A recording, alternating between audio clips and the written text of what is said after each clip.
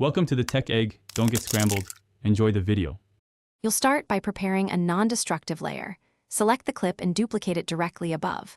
Once done, rename the top track, highlight, so you always know which clip is modified. Make sure audio is muted on the duplicate to avoid doubles. This step isolates your highlight work from the original, so you can toggle visibility and compare at any time.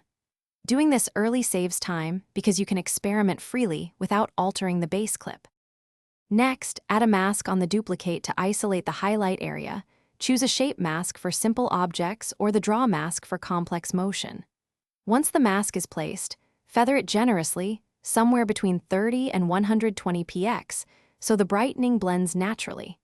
Animate the mask path with keyframes if the subject moves.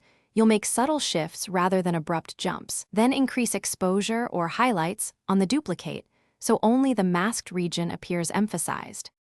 Finish by changing the duplicate's blend mode to screen or add and lower opacity until the highlight feels natural. Aim for 20 to 70% depending on your clip. Make small color temperature or saturation tweaks so the highlight reads like part of the scene, and ease keyframes for smoother motion. If the mask jitters or slips, zoom in and refine keyframes frame by frame, or switch the clip's retiming to optical flow to reduce motion artifacts. That troubleshooting step fixes most issues quickly.